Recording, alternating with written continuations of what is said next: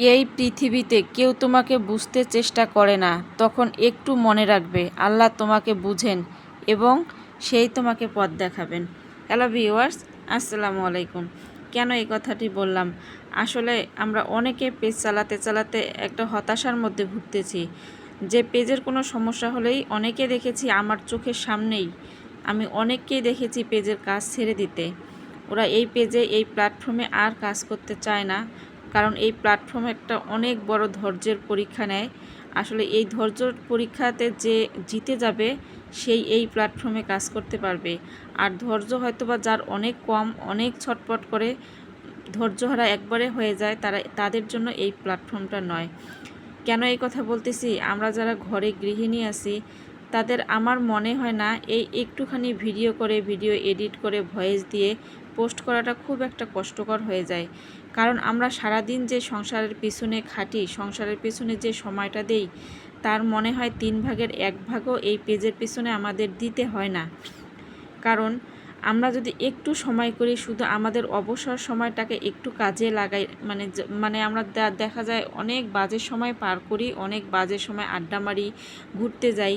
এই সময়টা থেকে একটুখানি সময় যদি বের করে আমরা একটু পেজে দেই, তাহলে দেখা যায় যে আমরা ঘরে বসে থেকেই, মানে অধিক না, মানে অতিরিক্তর কথা বলবো না, অল্প হলেও আমাদের হাত খরচের টাকাটা আমরা এই রাস্তাটা বের করতে পারি।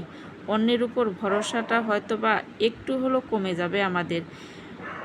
যতই হোক স্বামী, সন্তান, ওদের কাছে আমরা মহিলারা হাত পাততে পাততে এমন একটা রাস্তায় যাই, এমন একটা জায়গায় গিয়ে পৌঁছাই যে পরের উপর নির্ভর করতে করতে আমাদের নিজের প্রতিষ্ঠিত হওয়ার ক্ষমতাটাকে আমরা হারিয়ে ফেলি।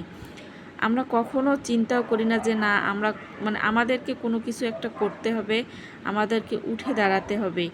এই চেষ্টাটা যাদের মাঝে আছে, তারাই কিন্তু ফেসবুকে শত কষ্ট হোক উঠে দাঁড়ায়, তারাই কিন্তু প্রতিষ্ঠিত হয়।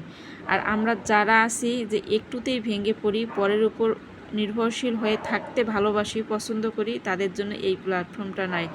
কেন এই কথাগুলো আজকে বললাম?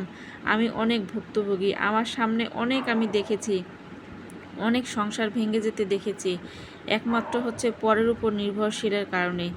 যদি আমরা নিজেই কোনো কিছু করে নিজের পায়ে দাঁড়াই, তাহলে দেখা যায় এই সংসার, এই সমাজ আমাদেরকে সহজে ছেড়ে দিতে চাবে না। তারাও চাবে যে তাদের সংসারে আমরা থাকি, কিংবা তাদেরকে এতটুকু হলেও সাহায্য করি। আসলে আমার কথাগুলো কার কেমন লাগে আমি জানি না, তবে আমার বাস্তব অভিজ্ঞতা থেকে আমি এই কথাগুলো বলি।